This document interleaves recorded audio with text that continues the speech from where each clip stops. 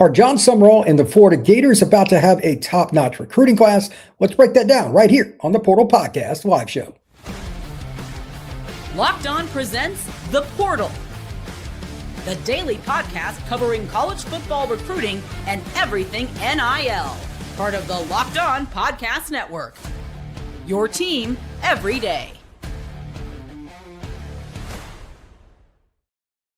The Portal Podcast live show. I am your host, Brian Smith, longtime college football recruiting analyst. Thank you for making this your first listen each and every day right here on the nation's #1 podcasting network, Locked On. We're going to be discussing the right plan for the Florida Gators, what's going to happen with it. We're going to discuss the Florida Gators recruiting visits. They've got several that are important, but overall, this is about updates, and we're going to start with quarterback. So here we go. Davin Davidson is the young man that kind of caught everybody's attention at the end of this last season. He helped Cardinal Mooney in Sarasota win the state championship. Big guy, 6'6", 215-ish, give or take. 137 to 212 last year, 64.6%, 2360 and 23 scores to 6 interceptions. He's got some mobility, and he also really impressed at the opening, Elite 11. He's done well at camps. He's starting to really blow up, and he's a focus for the Florida Gators. That's a big focus for them, but so is Miami. Here's the ironic part. Miami just offered Peter Bork, the young man from Massachusetts. He goes to Tabor Academy. I saw him recently play, talked about him yesterday on the Portal Podcast live show. Is that a sign that Miami doesn't have the feeling they're going to get Davin Davidson, or is that just them hedging their bets? Florida's in on somebody else that I think they've got a better chance at, that I'll talk about in a second, but from a frame perspective, for what you would expect of a guy that can throw it down the field, he's got a gun. I mean, he's got a big-time arm, and he throws the deep ball really well. I'd like to see him throw underneath a little bit more. This is the profile you're looking at from an SEC elite level, Miami, somebody like that kind of program. Kentucky, Georgia, Virginia Tech, Notre Dame, Auburn, Mississippi State. These are some of the other schools that have offered that are involved. But most people think that it's going to be Gators or Canes in the end. My question is still, again, is this a scenario where Florida's going to win out? Are they going to have to play this in the long game? Or are they going to go to this next guy? And I automatically just want to throw this out. If I mispronounce it, and I'm sure I will, my apologies. Verperlu, I'm not sure how you pronounce it. I looked it up. There was 2 or 3 different pronunciations. My apologies, but he's from Merritt Island over in the Cocoa area, 63.2% last year, 2,714 yards, 27 scores, 9 interceptions. Really, really athletic. Kevin is not the kind of guy that you're going to get an easy shot on in the backfield. Definitely an RPO quarterback. They run it a lot at Merritt Island, and he's probably a guy that can do it at any level because he's shifty in space, even in the box. He's a guy that can run. I'm curious what they're going to try to operate at UF now that John Sumrall and his staff are there. Buster Faulkner is a great coach, and he's obviously very adept with running quarterbacks. They had Haynes King. Maybe this Verperlu kid could be that next player.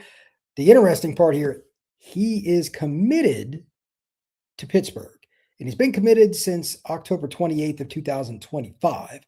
But Florida's very much involved. They got probably as good, if not better than anybody else, chance to flip him. South Carolina is another team to watch. So I come back to the question, is it Verperlu or is it Davin Davidson? You would assume they'd get one or the other. Maybe they wait it out into the summer if both are still trying to figure that out. But I got a feeling that Kevin is the more likely. He's a kid that as soon as he got the offer, it was a big deal. I'll need to see who commits to really feel good about, sign them, because they've got so many offers. And of course, it's the NIL era, but they're going to get one of these 2 kids is probably the safe hedge. It's Florida. It's not hard to sell it. And Sumrall and his staff know in year 1, like your first full class, we'll talk about this more later in the show as we kind of go through, they've got to hit the home run. And it's hard to do so on the recruiting trail without a quarterback. I think that either Kevin or Davin is going to end up in Gainesville. Reed Ramsier, I'm going to get to the skill guys in a minute, but this may be the most important guy on the board for Florida that is not a quarterback, and I'll explain why. I had a chance to see him play last year at the First Academy in Orlando. Really, really versatile player in terms of a style, and I'm not saying he's the same player. He reminds me a lot of Zach Martin, who played at Notre Dame and then for a long time with this team called the Dallas Cowboys. He was an All-Pro. He's probably a Hall of Famer. Ramsier is a kid I saw play tackle, the game that I saw him play against Phoenix City Central last year when First Academy hosted them. And he's also a kid that can play guard or center. He's learned how to snap. That helps, and it also kind of explains why, like Auburn's an official visit he's got June 12th. Florida's a very big program in his recruitment. Texas is somebody that's had him on campus. Clemson, Ohio State, Georgia, Miami. All these programs have been in the mix for him, but Florida needs to get back to being a dominant lineman school. Their O-line has probably been their most inconsistent position in the last 3 to 5 years. Maybe it's defensive back because they'll have games where they play good and then other games they're terrible. But O-line, they didn't recruit the way they should. That's probably another way to look at this straightforward. And if you're going to be Florida, like the true expectation from Gators fans, you have to get kids like this in your backyard. He's in Orlando. He's from about an hour and a half to an hour and 50 minutes away. You have to be able to get those kinds of kids year in and year out. If you don't, you're probably going to watch them on the other sidelines because he's, again, Texas, Clemson, Ohio State, Georgia, Miami, some of the schools that either on your schedule or could be in the playoff. He could be an anchor for you. That's a kid that they really would like to get. Running back, he's going to be taking visits. And Florida's one of those schools that's got a really good chance. I love this kid's film. Zayden Gamble. He's out of Waco, Texas, about an hour or so just outside of Dallas, goes to Midway High School. Last year, he had 1,502 yards, 24 scores. He has as good of contact balance as any running back in the class of 27, and his vision in traffic is tremendous. And if you really are in close quarters, you've got to have that stop and start ability. Whisenton has it. He's really good. SMU May 1st, Florida May 28th, Texas June 12th. Those are some of his OVs. He's been to Florida. Let's see if he can get over the hump with them. Like somebody's got to kind of break the seal here. They've got 3 commitments, but they don't have like an elite game changer guy. This would be somebody that can play early, even though Florida's running back room is absolutely loaded. Easton Royal. This is a kid they're trying to flip. He's maybe the best receiver in the class of 27. I've been around him a few times. Great guy. Plays for 24K, 7-on-7, and he plays at Brother Martin down in New Orleans. Speed. Last year at Future 50 on IMG's campus, I was down at the end of the runway. He ran a 4.2940. I have never seen a kid run that fast before coming at me. He was blazing. That's electronic too. He is one of the fastest players in the country. He could go run track if he wanted. He's committed to Texas, but Florida recently had him on campus. The visit went really well. They're the most likely team to unseat Texas. I thought it would be LSU or Ohio State, but the UF visit went really well. This is probably a recruitment that will come down to National Signing Day. Again, committed to Texas, but we shall see. Elias Pearl, a kid that I haven't seen yet, but he tore it up at the Under Armour camp in the state of Florida. He got MVP by somebody. I can't remember if it was one of the networks or if it was UA itself. I think it was UA itself. Gator fan growing up. UF is considered to be the leader. He's got a visit set already to Ole Miss for June 12th. Georgia and a whole bunch of other programs are coming after him. He was really good, though, at that camp. And Florida, like either one of Orlando or Miami, Under Armour camps, like the receiver group is so good. If you're MVP in that state, yeah, you're really, really good. The film that I really like that I hadn't seen before this morning when I was preparing for the show is another kid that UF is really after. Amare Patterson out of Bluffton High School in Ridgeland, South Carolina. Incredible all-around athlete. Stop and start, burst, second level speed, and his ability to jump and go up and take the ball off somebody's head is definitely there. Not the biggest guy. He's 5'11", 185, so just normal size. But he just runs by people. And if you are in front of him, he can stop and start on a dime. So Georgia, May 15th, LSU, May 29th, Florida, June 12th. Elite list, I can see why. If he played at a high school that was more recognizable, or if he played like in Atlanta, his ranking would be different. He is absolutely electric. Safety, Zayden Gamble out of St. Thomas Aquinas down in Fort Lauderdale. Florida and Miami, it's been a battle for them for over a year. I spoke to him last year. And I spoke to him again around the beginning of January at Under Armour events. He's very much high on the Gators and the Canes. Several other schools, Ohio State, they had a March 11th unofficial visit. Oklahoma, Notre Dame, several others are after him. But it's probably going to be UF or Miami. You see those battles starting to brew quite a bit. He's got a Miami OV on the 29th, and his Florida OV is June 12th. That's important. Not only is he a really good player, a great young man, getting into St. Thomas Aquinas, again, John Sumrall, he needs a home run with this class, and you need to set the foundation for long term. You must be able to recruit Broward County. It's probably the most talent in the state of Florida right now. There's even more in Broward than there is in Dade. A lot of the kids are going to the private schools like STA. They need to hit some home runs down there specifically, and that would also be taking one right away from Mario Cristobal and his staff. So that would be pretty important. When we come back, I'm going to have some questions about the entirety of Florida's operation. I want you guys to join in the chat. If you're watching this or listening to this later, comment on the YouTube page. We're going to talk more Gators right here on Locked on the Portal. Today's show is brought to you by our friends over at 5 Hour Energy, and welcome to the 5 Hour Energy Flavor Draft. 18 different flavors to choose from, including new options like Confetti Craze, Fruity Rainbow, or Cotton Candy. There is something for everyone. The board is set, flavors are ready, and I've got my number one pick for the 5 Hour Energy Flavor Draft. It's straightforward for me. It is blue raspberry because it reminds me of a blue raspberry snow cone, and they are awesome. So blue raspberry is my number one. I say this every time that I talk about it. Peach mango, cherry, grape, those, I'm a straightforward guy. And the one that really intrigues me is cotton candy. Hints of vanilla with fruit flavor mixed in. I love vanilla. So that's an easy pick for me to go number two. Go with whatever you want and check it out. Again, 18 different flavors to choose from, and find your new favorite flavor, 5 Hour Energy, available at 5hourenergy.com or over at Amazon. Today's show is also a reminder of the Portal Podcast and everybody across the Locked On Network with the Everydayer Club. Down below in the description, there's a link to check out. But the most important thing to know, use the code MARCH. After you get in there, you get your first month free, and you're going to get all of your audio pods with no ads. All of them. $5 a month. After that, $50 for the year if you want to go that route. Check out the Everydayer Club. All right, now let's talk about UF recruiting visit dates and everything and what I think of them, and go into the questions. Basically, Florida's trying to get as many kids on campus for their spring practice to show what they have.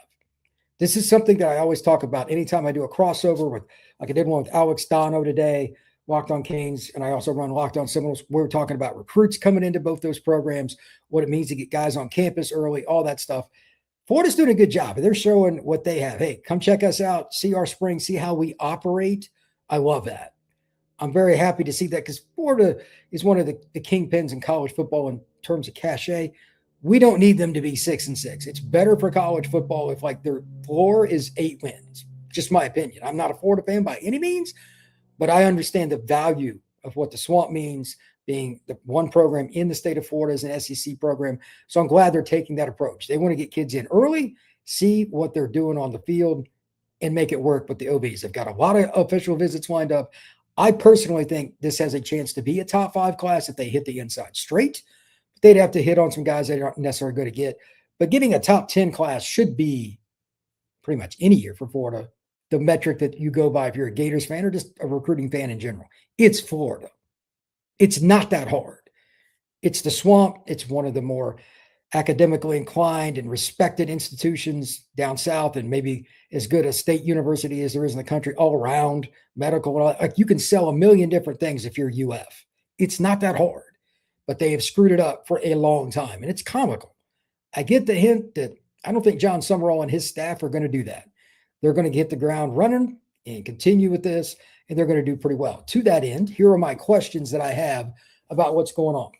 Will they find their future quarterback in this class? I talked about Davin Davidson, and I think there's a chance that he ends up at UF, certainly, but he may not. And if he doesn't, that's okay. There are other options, and you could go portal, but Kevin Verpalou, I don't know how to pronounce his name properly, but they've got to get one of these guys that's pretty good. By the way, I think Kevin is really good. I don't know if they're going to get that quarterback, but especially if they could do it early, it would be huge for the Florida Gators because quarterbacks kind of help sell. It's the Pied Piper, bringing in other guys, and people like Easton Royal, they want to see who you have, and you can't blame them. If you've got a really good quarterback in your class, it's going to be more likely that you bring in receivers, offensive linemen, which I think is still the most important position for the Gators. Reed Ramsier and several other guys, they need this class to be good. Recruiting defense at Florida should be hard to talk about that in a second. And at the end of the day, can we just put it to rest here? If you can't get some offensive linemen, like they're okay on their depth chart right now, it would be disappointing. Reed Ramsier is one of those guys. That's question 2. Are they going to start building a real offensive line? They've had too many kids that have come in that have been paper tigers that have just washed out in the last 5 years. Will they get to that point? Number 3, will the Gators close on any of their top-notch wide receiver? I just talked about Easton Royal. They've got to get some of these kids. And the state of Florida is loaded. I only mentioned a few, and there could be some others. But Elias Pearl, he's a Port Charlotte kid. That's an area that's pretty heavy with UF. It shouldn't be that hard. Getting Amare Patterson, by the way, again, I talked about him a little bit. He's got a visit to UF on June 12th. That would be a coup. He's a kid out of South Carolina. He could go to about any program in the country. He is electric. If they could get any of those guys or add a couple more from other places, again, it's Florida. It shouldn't be that hard. It would continue something because the receiver room is the one spot. Florida's in a pretty good spot. They got Dallas over there. They've got speed all over the place, and they got some size because of Dallas. This needs to be that next wave that comes in with the quarterback. All right, question number 4. It should be easy to recruit defensive talent to Gainesville, but does that happen with the 27 class? Here's what I mean. It's one thing to get good defensive talent to Florida, but are they going to get a handful of the truly elite kids? And I do mean elite, not just in-state, but like when Urban was there, he'd go get 1 or 2 kids from around the country, a kid from New Jersey, a kid from North Carolina, a kid from Texas, a kid from Tennessee or Georgia, whatever it may be. So I expect them to hit the home run with several guys locally. It's not that hard. It's Florida. Are they going to be able to get over the top and go snag a few guys that maybe you didn't think they would? I didn't think Urban would get guys from New Jersey. He did. I didn't think Urban would get guys from Texas. Accomplished that as well. Sumrall has connections all over the South. He coached at Troy, so that's state of Alabama. He's coached down in Louisiana because he was at Tulane, that New Orleans area. He should be able to get a few guys from some of these states. Louisiana would be a great starting point for them. Is it plausible that they're going to get to that level where it's obvious that they can be a dominant defensive team? It shouldn't be that hard to sell the swamp, and you can get 75% of your defensive class in state. Just need to sprinkle a few elite players from around the nation. When we come back, we're going to talk about the right plan and what are the expectations for Florida between now and the end of the summer with the recruiting class. If it is executed properly, again, they have a chance, not guaranteed, but a chance at a top 5 class. Let's talk about what that looks like next, right here on Locked on the Portal. Today's show is brought to you by our friends over at TurboTax. It's tax time, but for a lot of us, the old way of doing taxes is a lot. Trying to book an appointment, that's not the most convenient. Sitting in a waiting room with a stack of papers, emailing back and forth, wondering if that person knows my situation. But this year, you're getting a major upgrade. TurboTax now has in-person locations nationwide. You can meet face-to-face with a real tax expert, and your documents get uploaded straight to your TurboTax app on the spot. Just like that, you're done. TurboTax Expert works to get your every dollar you deserve while you get real-time notifications as you go about your day. It's the relief of walking in and meeting a real person and walking out knowing your taxes are being handled right. Head to turbotax.com/local to find a store near you and book an appointment. We are also brought to you by our friends over at Game Time. The Game Time app gives the advantage back to you, and it is NCAA tournament time. Today is the mark of the tournament, basketball season's best time, buzzer beaters, bracket busters, unforgettable moments that everyone's talking about all day long and the next morning. But being there live at an NCAA tournament game, that is bucket list stuff. And you also have to find those tickets. That's where the problem comes in. Long queues, prices jumping around. It's a hassle. Game Time gives the app that you need because it gives you the advantage with constant innovation. It shows you how unlocking amazing tickets and experiences is easy. I used it, and I bought tickets twice on Game Time this season. It went great both times. Found the game I wanted, clicked on the ticket that I was interested in, looked at a few different ones. Right there on my phone, I could see the seat view to the court. Very simple, in and out in 5 minutes. Take the guesswork out of buying college basketball tickets with Game Time and use code LOCKEDON for $20 off your first purchase. Again, redeem code LOCKEDON for $20 off. Download the Game Time app today. Does John Sumrall have the right plan? That is the question. I don't know for sure if it's going to work out. It's hard to say, but right now I like the trend they're going on. The first thing is something I already talked about. I want to reiterate getting players on campus for your spring practice. It's a must. If you don't do that, in today's world where everybody's going out of their way to get kids and a lot of people are just paying kids to come on visits, well, it's not going to work out very well. You have to be able to go out there and make it happen by getting kids on campus in March and April. So far, UF's done a really good job. Again, they just as an example, they had Easton Royal on campus recently, the Texas commitment, maybe the best receiver commitment in the country, best receiver in the country. He's from the greater New Orleans area, fast as all get out. I watched him run a 4.29 laser, got that on film. That's one of my favorite moments in ever scouting. That was amazing. Getting kids like that on campus shows me that they're putting in effort, not just locally. Sometimes the new coach just wants to hit the ground running, but just kind of take the low-hanging fruit. They're not doing that. So that's a really good sign. Number two, they've got several kids to come to campus and they've gotten visits booked. It's not just the experience. They're getting the OVs. If you get those two things, here are my 2 points in addition to that I think they need to be at by the end of the summer part of the cycle, which around July 15th, we're pretty much done. And then it's just kind of random when kids commit the rest of the year. Number one, if they're not at 10 commitments by mid-July, I would be disappointed. They're at 3 right now. We've got a few good players committed. That would only be 7. Like 10 needs to be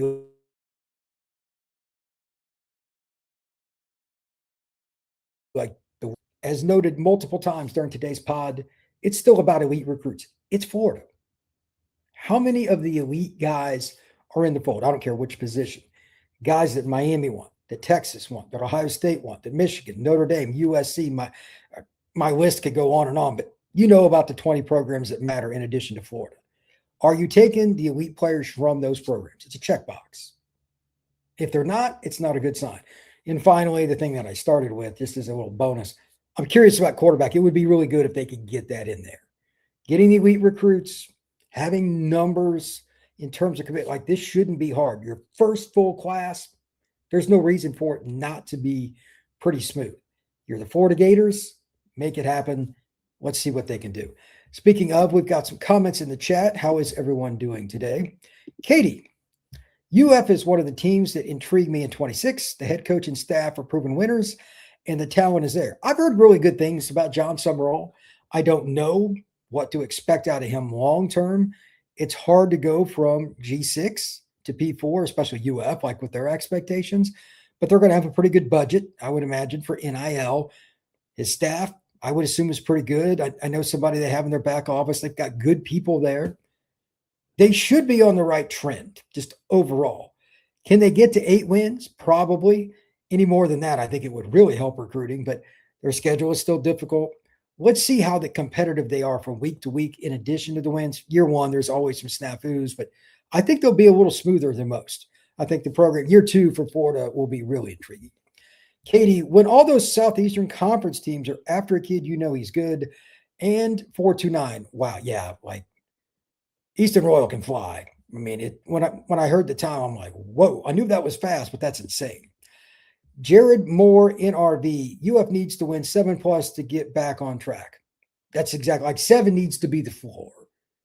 I completely agree with Jared Moore here. It's Florida, man. It really shouldn't be that hard.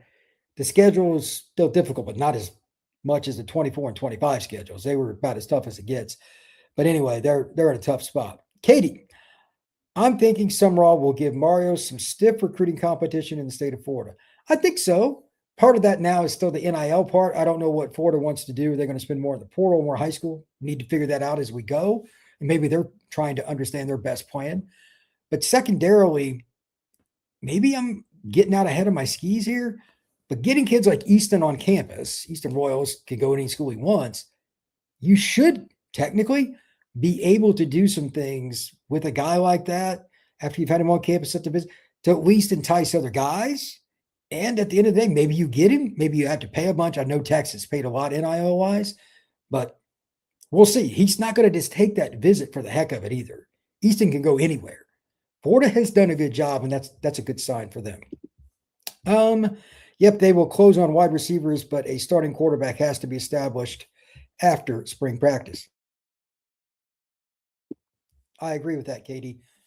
Here's my question, and I've avoided this on today's show. Is it Aaron Philo? I don't know. Is it Tramel Jones Jr.? I couldn't tell you if it's him either. I just don't want it to be two. If at the end of spring they don't have a quarterback, so be it, but you really, at least internally, want to know who it is. Because that way you can kind of shift these guys over here are going to be playing with this guy. Like, you want your number ones getting as many reps as possible. There is no limit to how many reps you need. Quarterback in a new system, if it's Tramel, is more difficult, but as a noted bonus here, the quarterback that came down from Georgia Tech, Aaron Philo, he's coming with Buster Faulkner. He was under him for 2 years. I would assume it's going to be him because he knows the system, but we shall see. Katie, if the past Florida sent a lot of defenders to the NFL for a while they were DBU. Yeah, in the past they did. But if you watch Florida's secondary the last few years, they were the epitome of how to have like 9 straight plays that were good and then just a complete bust and screw it up. They'd have guys just running wide open down the field. Florida secondary was a sieve. They just have to make simple plays work. Like they would screw up cover 2. It was terrible. Katie, get the old ball coach involved in selling Florida. He's the credibility and charisma to get things revved up. I'm sure in some way, shape, or form, Spurrier is around practice, but I will note the following. Spurrier did not like recruiting very much, and his personality doesn't lend to recruiting. To that end, he could beat you with less. He was a great coach, and if you can't be fired up about him coming to your practice, and I'm sure Steve will come out if he hasn't already, it would be disappointing. Jordan Moore, NRB, the state is loaded with good players. You would think they can get a few good in-state kids. They should get 10 guys a year out of the state of Florida. They are the flagship institution of the state. And Gainesville is a cool town. It's a really good school. It's not that hard to sell UF. Again, it's just not. So my question becomes very simply, is there a way for them to get the elite kids, especially defense? Like offense is more niche, and they may have some guys they want to go after different places because of the niche. I don't know. But in-state, like the defensive talent in particular, if they don't have 5 really good defensive players every year from in-state, why? Why would that be? Because the state of Florida always has defensive recruits. Jared Moore, NRB, what's the best pitch they can sell kids right now? You're the guy that gets us over the top. That's usually something to that effect is what a new staff will use. And Florida should be a solid team. I think it's actually a pretty legitimate pitch. Are they going to win more than 7 or 8 games this year? Probably not, but they'll be in a lot. I think they're coaching based on the experience. He's a defensive-minded guy that's very tough. They probably need that at UF. I think the fit is good. I think John Sumrall will do a good job. But how they finish, again, in recruiting with those elite kids, especially some of those elite kids in state, to kind of get that trend going, taking kids away from Florida State, from Miami, Georgia. They got to win some battles against Georgia in-state and out of state. They got to hit several guys out of state that are Atlanta to Athens area. That's tough, but Spurrier did it. Urban Meyer did it. If you're going to win big at Florida, you got to win some of those battles against UGA, your arch rival. Why would they not be able to? You can come here and play early and be the difference at some certain spots. Maybe not receiver necessarily, but they're in on enough guys that they'll probably get some anyway. Like Dallas is only going to be he can't even turn pro. But I think overall, just my opinion, you're going to see Florida probably end up with a top 10 class. If they hit the inside straight and get a couple of those out-of-state guys that some are picking them to get, it's not out of the question that UF ends up with a top 5 class. It is certainly possible. Thank you very much for making the Portal Podcast a part of your day, each and every day right here on the nation's #1 podcasting network, Locked On. Check out the Everydayer Club, as I mentioned earlier, down below in the description, $5 a month or $50 for the year. No ads on your audio feed. And right now, if you use code MARCH, it'll explain down in the description. Just hit the link. You can get everything that you need, and you'll get the first month free. Nothing wrong with that either. We will see you again soon. This has been the Portal Podcast Live Show.